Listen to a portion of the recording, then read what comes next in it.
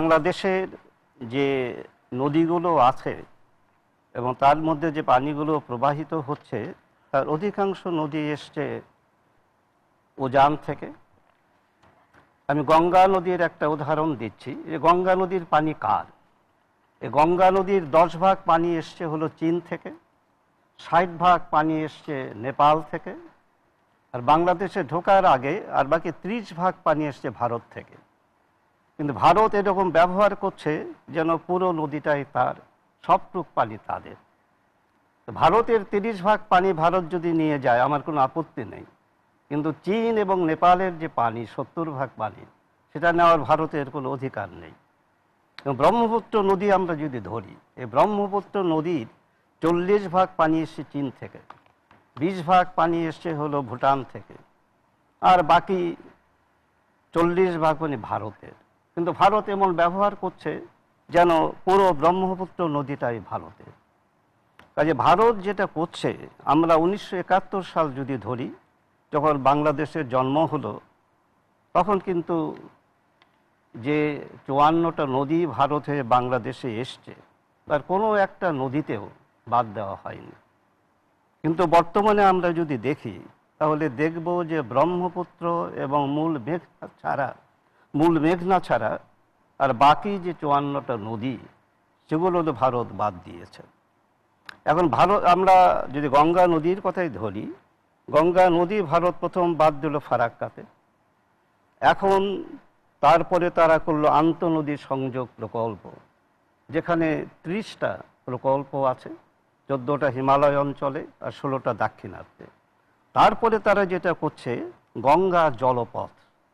এই জলপথ হলো এলাহাবাদ থেকে শুরু করে হলদিয়া বন্দর পর্যন্ত যে 1600 কিলোমিটার দীর্ঘ জলপথ, প্রতি 100 কিলোমিটার পরে পরে তারা 16টা বাদ দেবে এবং বাদ দিয়ে এগুলো কম্পার্টমেন্ট তৈরি করবে এবং সেখানে পানি ধরে রাখবে এবং সেখানে তারা জাহাজে ব্যবসা বাণিজ্য করবে। এবং তখন কি করবে, ফারাক্কা দিয়ে 1 ফোঁটা পানি যাতে না আসতে পারে, ফারাক্কাতে কমপ্লিটলি সিল করে দেবে এই যে গঙ্গা জলপথ। কাজে এটা হলো একটা ভয়াবহ ব্যাপার। এতে সম্পূর্ণ গঙ্গা নদী মরে যাবে এবং বাংলাদেশে গঙ্গা দিয়ে 1 ফোঁটা পানি আসবে না। এবার আমরা যদি এরপরে ব্রহ্মপুত্র, এই ব্রহ্মপুত্র অনেকগুলো উপনদী তাদের পানি দিয়ে থাকে, তার মধ্যে 20টা উপনদী এসছে হলো ভুটান থেকে। এর প্রত্যেকটা নদীতে ভারত বাদ দিয়েছে, যাতে করে মূল যে ব্রহ্মপুত্র প্রবাহ সেটা কমে গেছে। বাংলাদেশের ভিতর দিয়ে যে 4টি নদী ব্রহ্মপুত্রকে পানি দেয়, 6টা নদী, তো মানস, সাংকোশ, ধরলা, দুধকুমার, তিস্তা, এগুলো নদীতেও ভারত বাদ দিয়ে দিয়েছে। এবং তিস্তার ব্যাপারে আমরা যেটা জানি, তিস্তা যখন ডিজাইন করা হয় আমি ওর সাথে সম্পৃক্ত ছিলাম। আমরা 1400 কোটি টাকা ব্যয় করে 1992 সালে আমরা এই প্রজেক্টটা করেছি এবং প্রজেক্ট করার আগেই আমরা ভারতকে জানিয়েছি যে আমরা তিস্তা প্রজেক্ট করতে যাচ্ছি, কিন্তু ভারত তখন কোনো বাধা দেয়নি আমাদের। কিন্তু এখন কি হয়েছে, তিস্তার উজানে তারা সিকিম এবং পশ্চিমবঙ্গে তারা 6টা বড় বড় বাঁধ দিয়েছে এবং 20টা যে উপনদী তিস্তাকে পানি দিচ্ছিল সেগুলোকে বাদ দিয়েছে।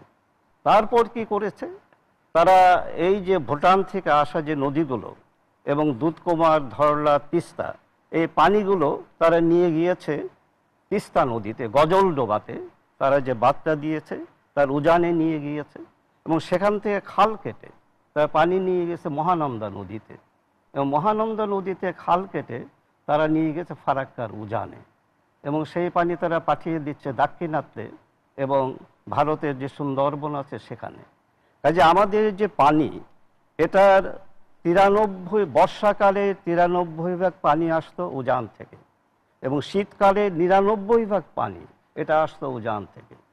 কিন্তু এখন আমি সেদিন গিয়েছিলাম গঙ্গা নদীতে, গঙ্গা নদীর পাশে আমাদের একটা ছিল, আলোচনা সভা ছিল। সেই গঙ্গা নদী, আমি যখন রাজশাহী ইঞ্জিনিয়ারিং কলেজে প্রফেসর ছিলাম 1970 থেকে 76 সালে, আমি গঙ্গা নদীর ধার দিয়ে হেঁটেছি, তখন বর্ষায় এটা কানায় কানায় পূর্ণ হয়ে যেত, কিন্তু এখন এটা একটা কঙ্কাল পড়ে আছে। এবং সেই কঙ্কাল যদি ভারতের প্রধানমন্ত্রী যদি বলেন যে আমরা এমন কোনো কাজ করব না যাতে বাংলাদেশের কোনো ক্ষতি হয়, যে জন্য আমি আহ্বান জানিয়েছি, আজও আমি আহ্বান জানাচ্ছি আমাদের মাননীয় প্রধানমন্ত্রী, উনি ভারতের প্রধানমন্ত্রীকে আমন্ত্রণ করুন, আপনারা হেলিকপ্টারে চলুন, গঙ্গা নদীর মাঝখানে নামুন, প্রশ্ন করুন যে গঙ্গার পানি কোথায় গেল। সেভাবে তিস্তা নদী শুকিয়ে গেছে, এক ফোঁটা পানি নেই। কাজেই তিস্তা নদীর মাঝখানে নামুন এবং ভারতের প্রধানমন্ত্রীকে প্রশ্ন করুন যে তিস্তার পানি কোথায় গেল।